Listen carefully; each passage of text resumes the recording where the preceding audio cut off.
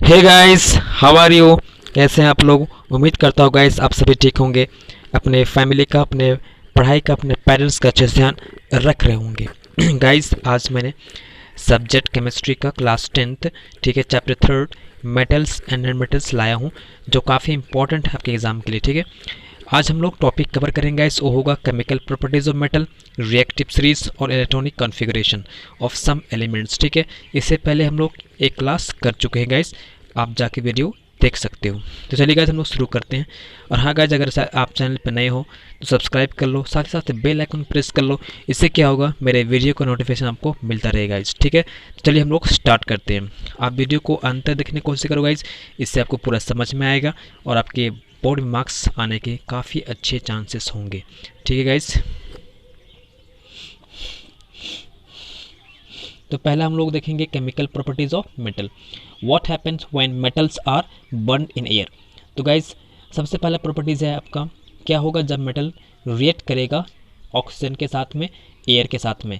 हम लोगों ने प्रीवियस क्लास में भी देख चुका था कि मेटल जब भी रिएक्ट करता है ऑक्सीजन के साथ में तो हमेशा बनाएगा मेटल ऑक्साइड गाइस। ठीक है, जैसे हमने एग्जांपल ले लिया मैग्नीशियम और O2, तो रिएक्ट करेगा, ये बनाएगा मैग्नीशियम ऑक्साइड। उसी प्रकार से कॉपर ले लिया, कॉपर को रिएक्ट कराएंगे O2 के साथ में तो ये देगा कॉपर ऑक्साइड गैस। ठीक है, लेकिन सवाल उठता है कि बोर्ड में एग्जाम ये कैसे क्वेश्चन बनाता है। तो देखते हैं गैस हम लोग, क्योंकि सबसे इम्पोर्टेंट आपका बोर्ड में एग्जाम में है कि क्वेश्चन किस तरीके से पूछा जाता है, आप उसी को आपको करना ज़्यादा से ज़्यादा। ठीक है, उसी की ज़्यादा प्रैक्टिस आपको करना है, तभी आपको गुड मार्क्स आने के चांसेस बनेंगे गाइस। ठीक है, और मल्टीपल क्वेश्चन हम लोग करेंगे, जितने भी 10 ईयर्स क्वेश्चन है सभी को बनाएंगे। ठीक है, पहले हम लोग थ्योरी कवर कर लेते हैं, ठीक है, तब आपको पूरा समझ में आएगा, तो आपको पूरा समझ में आएगा इस। ठीक है, तो पहला क्वेश्चन आपका है व्हाट आर एम्फोटेरिक ऑक्साइड। ये तो बहुत इंपॉर्टेंट क्वेश्चन है, कई बार आपके एग्जाम में पूछा जा चुका है और इस बार भी आपके चांसेस बनते हैं। Give two example of amphoteric oxide with balanced equation. ठीक है, ठीक है गाइस, तो इसका हम लोग आंसर करते हैं। Metal oxide which react with both acid as well as base to produce salt and water are known as amphoteric oxide guys. ठीक है, तो मेटल ऑक्साइड जो रिएक्ट करता हो साथ ही बोथ एसिड के साथ में और साथ ही साथ बेस के साथ में, ठीक है, और प्रोड्यूस करता हो सॉल्ट और वाटर, उसको हम बोलेंगे गाइस एम्फोटेरिक ऑक्साइड। मतलब कि जो दोनों के साथ में रिएक्शन करता हो, एसिड के साथ में और बेस के साथ में भी। जैसे हम लोग एग्जाम्पल लेते हैं गाइस, पहला एग्जाम्पल ये एल्युमिनियम ऑक्साइड, ठीक है, ये Al2O3, इसको रेट कराएंगे HCl जो कि एसिड है, तो ये देगा aluminium chloride plus H2O guys. ठीक है, क्या ये बैलेंस है? नहीं, आप चेक करो, बैलेंस नहीं है। एल्युमिनियम मेरे पास 2 दिख रहा है, यहाँ पर तो एक ही है, हम बैलेंस करने के लिए 2 लगा देते हैं गाइस। ठीक है, अब देखो ये बन गया 6, यहाँ पर सिर्फ एक ही दिख रहा है, तो ये क्या लगेगा, यहाँ पर 6 कर देंगे तो 6 बन गया। अब इसको चेक करते गए, ये 6 हाइड्रोजन है, यहाँ पर 2 ही दिख रहा है, यहाँ पर आगे क्या लगा देंगे हम लोग 3 लगा देंगे तो ये 6 हो जाएगा। अब देखो यहाँ O कितना 3 हो गया, यहाँ 3 हो गया, बैलेंस हो गया।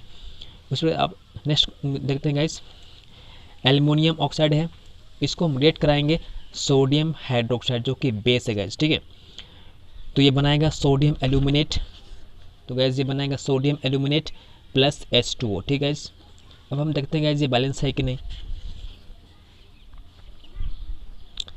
देखो यहाँ सोडियम मेरे पास कितना है, सिंगल है, एक है, वहाँ भी मेरे पास एक ही है, यहाँ एल्युमिनियम 2 मेरे पास है, यहाँ पर एल्युमिनियम 1 है, तो बैलेंस करने के लिए यहाँ 2 लगाते हैं गैस। ठीक है, इससे क्या हो जाएगा, 2 सोडियम बन जाएगा, एल्युमिनियम मेरे पास 2 हो गया और ऑक्सीजन 4 हो गया गैस। ठीक है, तो क्या ये यहाँ पर एल्युमिनियम 2 है ना, यहाँ 2। ठीक है, अब हम क्या करते हैं, सोडियम बैलेंस करते हैं, तो यहाँ पर 2 लगा देंगे गाइस, यहाँ पर 2 सोडियम हो जाएगा, तो इससे क्या होगा 2Na। और ठीक है, अब ऑक्सीजन चेक करते हैं गाइस, यहाँ पर पास 3 है और यहाँ 2 है, तब 5 हो गया। यहाँ देखो कितना हो गया, 2 जब 4 हो गया, एक 5 हो गया। ठीक है गाइस, हाइड्रोजन चेक करते हैं, यहाँ पर मेरे पास 2 है, यहाँ पे मेरे पास 2 है, तो गाइस ये बैलेंस हो गया। ठीक है, तो आपको ये क्वेश्चन जरूर करना है, बहुत इंपॉर्टेंट क्वेश्चन। ठीक है, चलिए हम लोग नेक्स्ट तरफ बढ़ते हैं guys.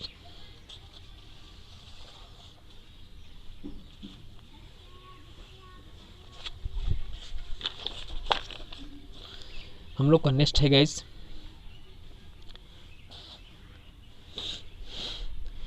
Why metal such as potassium and sodium are kept immersed in kerosene oil, ठीक है। तो मेटल जैसे कि पोटेशियम और सोडियम को हम लोग इमर्स करके रखा जाता है केरोसिन ऑयल में, क्यों, ठीक है। तो गाइस ये भी बहुत बार पूछा गया है आपके एग्जाम में, ठीक है। तो metal such as potassium and sodium react so vigorously, बहुत तेज़ी से रिएक्ट करता है, that they catch fire if kept in the open, अगर इसको आप हवा में छोड़ दोगे, एयर में छोड़ दोगे खुला, तो ये बहुत जल्दी से बहुत तेज़ी से रिएक्शन करता है गाइस, ठीक है। तो इससे बचाने के लिए, hence to protect them and to prevent accidental fire they are kept immerse in और केरोसिन ऑयल, तो आग लगने से बचाने के लिए इसको हम लोग केरोसिन ऑयल में रख देते हैं गाइस, जिससे कि ये सुरक्षित रहे, क्योंकि केरोसिन ऑयल में ये रिएक्ट नहीं करता है गाइस, ठीक है। तो ये बहुत इंपॉर्टेंट क्वेश्चन था, आपको ये कर लेना चाहिए। Next property guys, what happen when metals react with water, क्या होगा जब मेटल रिएक्ट करेगा वाटर के साथ में, ठीक है। तो मेटल प्लस वाटर हमेशा बनाएगा metal oxide plus hydrogen gas, ये बहुत इंपॉर्टेंट है हाइड्रोजन, ठीक है। जैसे एग्जाम्पल लेते हैं, पोटेशियम ले लिया के और रिएक्शन कराएंगे H2 के साथ में, तो ये बनाएगा पोटेशियम हाइड्रोक्साइड, पोटेशियम हाइड्रोक्साइड, ठीक है। Potassium hydroxide plus H2 hydrogen gas बनाएगा प्लस एनर्जी, यानी कि हीट भी बाहर निकलेगा इस, ठीक है।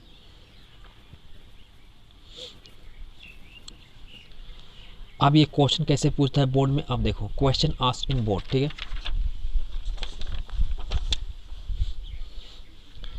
From amongst the metal sodium, calcium, aluminium, copper and magnesium, name the metal which react with water only on boiling, second another which does not react even with steam. क्योंकि guys सभी metal react नहीं करता है water के साथ में, ठीक है, और सभी का रिएक्शन रेट एक नहीं होता है, कोई कोई हॉट वाटर में रिएक्ट कर जाता है, कोई कोई कोल्ड वाटर में रिएक्ट कर जाता है, तो इसी से रिलेटेड क्वेश्चन पूछा जाता है बोर्ड में, ठीक है।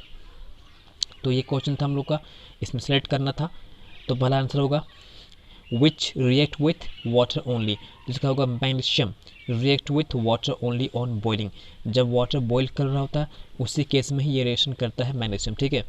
सेकेंड क्वेश्चन था another which does not react even with steam, आपको सेकेंड बताना था इवन विथ स्टीम, स्टीम साथ में रिएक्शन जो नहीं करता है, ठीक है।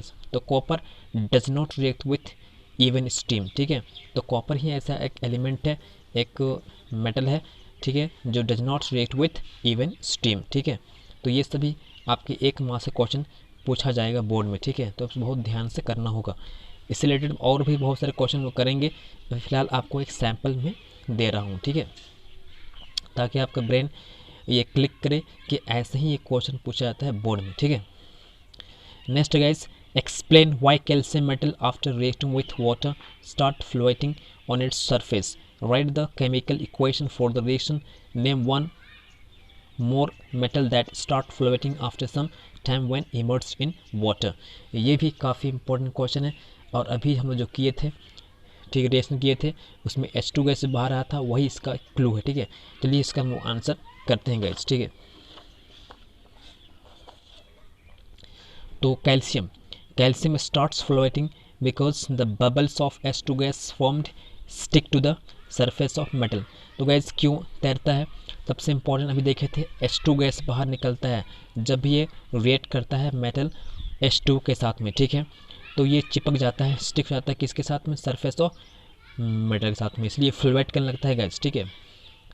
जैसे आप देखो कैल्शियम है, H2O है, ये बनाएगा कैल्शियम हाइड्रोक्साइड, ठीक है, प्लस H2 गैस बाहर निकल रहा है।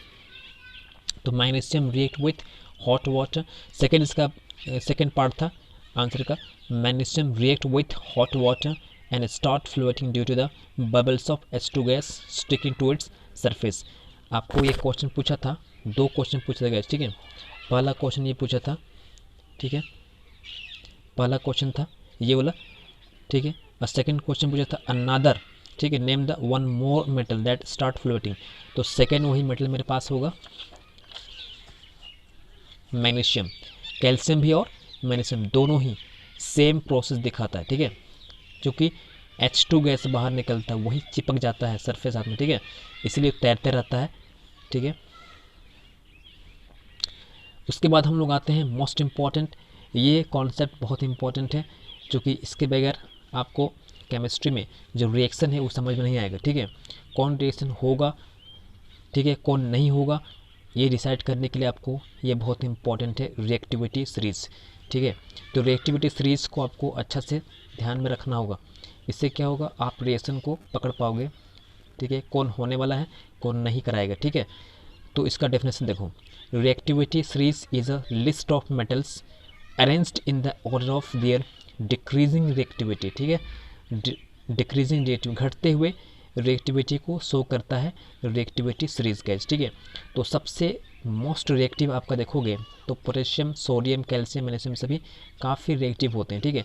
उसके बाद धीरे धीरे क्या होता है, घटते जाता है, ठीक है। और लास्ट में घटते घटते घटते बहुत कम हो जाता है। अब लास्ट में देखोगे लिस्ट रिएक्टिव में ये आपका आएगा, ठीक है, चांदी हो गया Ag और गोल्ड, ठीक है, ये सभी काफ़ी लिस्ट रिएक्टिव होते हैं गैस। ये से भी कॉपर भी, पारा भी, ये सब क्या होता है, काफ़ी लिस्ट रिएक्टिव होता है, ठीक है।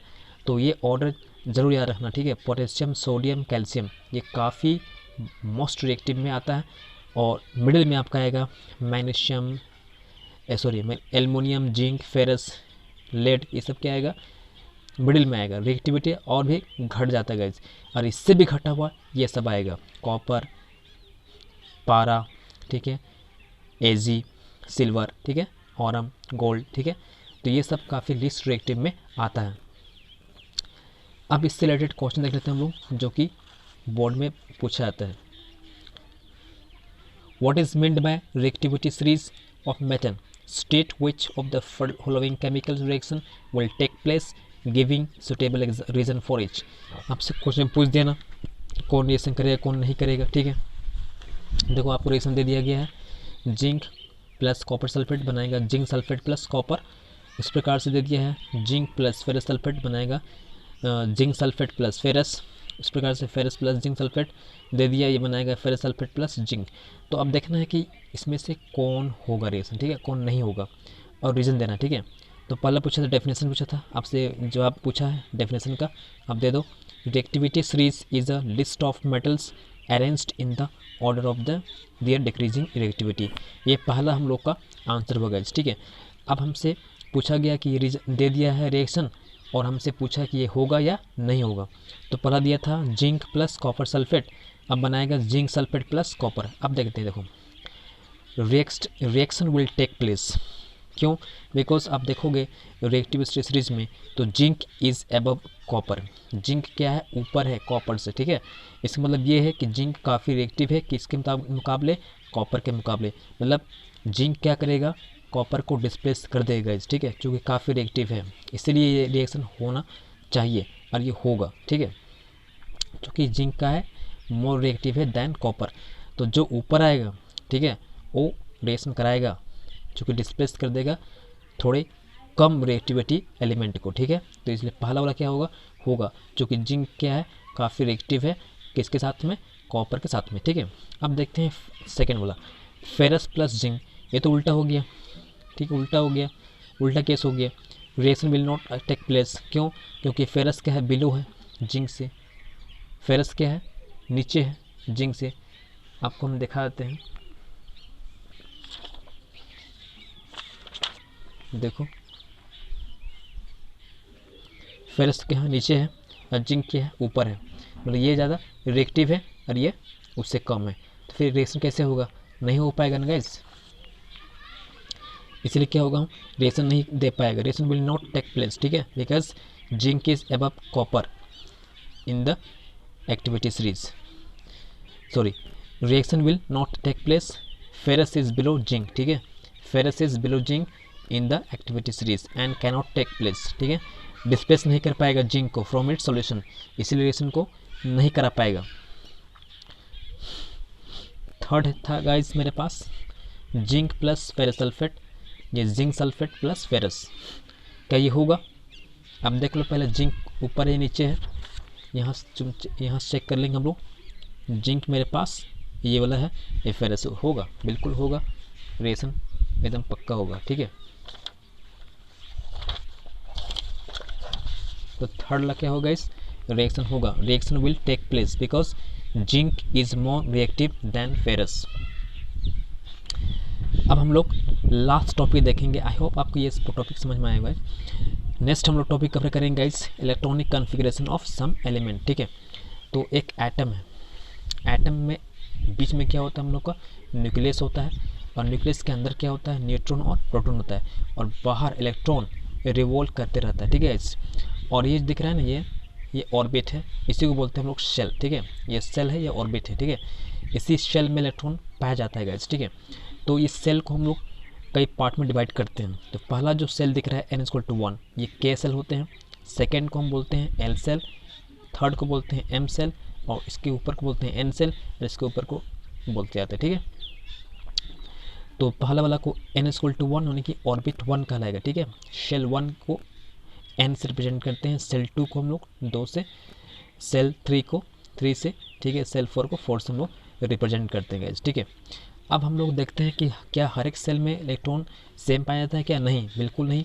इसके लिए फॉर्मूला है हम लोग को निकालने का। ठीक है, हर एक सेल में अलग अलग इलेक्ट्रॉन पाया जाता है, अलग अलग कैपेसिटी होता है रखने का। ठीक है, जैसे हम लोग k सेल निकालना चाहते हैं तो क्या करेंगे, इसमें फॉर्मूला मेरे पास निकालने का है 2n²। ठीक है, तो गाइस चूँकि k=n=1 था ना, तो यहाँ 1 पुट कर दो, वैल्यू पुट करोगे 2 1 तो जाएगा 2, यानी कि k सेल में 2 ही इलेक्ट्रॉन पाया जाएगा इस। ठीक है, इस प्रकार से l सेल में तो पुट कर दो 2 रख के, तो हो जाएगा 8 इलेक्ट्रॉन, तो यहाँ हो जाएगा 8 इलेक्ट्रॉन पाया जाएगा। ठीक है, उस प्रकार से m सेल में 3 रख दो तो ये 18 इलेक्ट्रॉन हो जाएगा। ठीक है, तो हर एक सेल में आप देख रहे हो कि इसमें 2, इसमें 8, इसमें 18, इसमें 32 इलेक्ट्रॉन रह सकता है। ठीक है, इससे ज़्यादा इलेक्ट्रॉन नहीं रह सकता है। ठीक है गाइस, अब हम लोग देखेंगे कुछ एलिमेंट का इलेक्ट्रॉनिक कॉन्फ़िगरेशन जो काफ़ी इंपॉर्टेंट है आपके नेक्स्ट टॉपिक के लिए, जब मैं अगले क्लास में इसको लाऊंगा। ठीक है, तो टाइप्स ऑफ एलिमेंट मेनली 3 हम देखेंगे इस क्लास में। ठीक, क्लास 10 में। ठीक है, नोबल गैस, मेटल और नॉन मेटल गैस। ठीक, एलिमेंट जैसे हो गया हीलियम, नियोन और आर्गन, ये होता है हम लोग का नोबल गैस। नोबल गैस मतलब जिसका ऑक्टेट, ठीक है, ऑक्टेट फुलफिल होता है, जिसकी वैलेंसी 0 होती है, उसको बोलते हैं नोबल गैस। ठीक है, इसमें कोई वैलेंस इलेक्ट्रॉन लास्ट में नहीं पाया जाता है। ठीक है, इसीलिए ये किसी एलिमेंट से रिएक्शन नहीं करता है, रिएक्शन में पार्टिसिपेट नहीं करता है। ठीक है, जैसे हीलियम देखो, हीलियम का एटॉमिक नंबर कितना है? 2 होता है। ठीक है, नियोन का 10 होता है, आर्गन का 18 होता है। अब इसको हम डिवाइड करते हैं k सेल में। ठीक है, सेल में डिवाइड करते हैं k shell, l shell, m shell और n सेल। तो अभी हम देखे थे कि k सेल में 2 ही इलेक्ट्रॉन रह सकता है, इसके पास 2 ही तो है, तो यहाँ सिर्फ 2 ही खप जाएगा। ठीक है, 2 इलेक्ट्रॉन हो गया, कोई वैलेंसी नहीं है, 0 वैलेंसी है। अब देखते हैं नियोन, नियोन में पास कितना है? 10 है। तो पहला देखेंगे 2, k में कितना होगा? 2 होगा, तो बचा कितना? 8, तो सेकेंड चला जाएगा, l में चला जाएगा। ठीक है, इसका भी ऑक्टेट फुलफिल हो गया। अब देखेंगे आर्गन 18 है, तो 2 हो गया, इसमें 8, इसमें 8। ठीक है, 2 8 8 8, चूँकि 8 8 का यह ऑक्टेट दिखा रहा है, ऑक्टेट रूल है। ठीक है, इसमें कौन सा रूल अप्लाई कर रहे हैं हम लोग? ऑक्टेट रूल अप्लाई कर रहे हैं। ठीक है, 288 होना चाहिए। नेक्स्ट हम देखेंगे मेटल में सोडियम। सोडियम कितना होता है? एटॉमिक नंबर 11 होता है, तो इसका हो जाएगा 2, फर्स्ट में 2 हो जाएगा, सेकेंड में 8, कितना बच गया? वो चला जाएगा m में। यही इसका क्या होगा गाइस? वैलेंसी होगा। ठीक है, 1 इसका क्या होगा? वैलेंसी है। मैग्नीशियम चेक करो, इसका 12 होता है, तो 2 हो गया, 8 हो गया, कितना बच गया? वो 2 चला जाएगा m सेल में। ठीक है, उसी प्रकार से एल्युमिनियम का 283 हो जाएगा। पोटेशियम का 19 होता है गाइस, 288 हो गया, और आगे जो बच गया हो जाएगा नेक्स्ट सेल n में। ठीक है, कैल्शियम का 20 होता है, तो 2 हो गया, 8 8 8 8 हमेशा पूरा करना। ठीक है, 8 8 हो गया, 2 हो जाएगा जो बचेगा।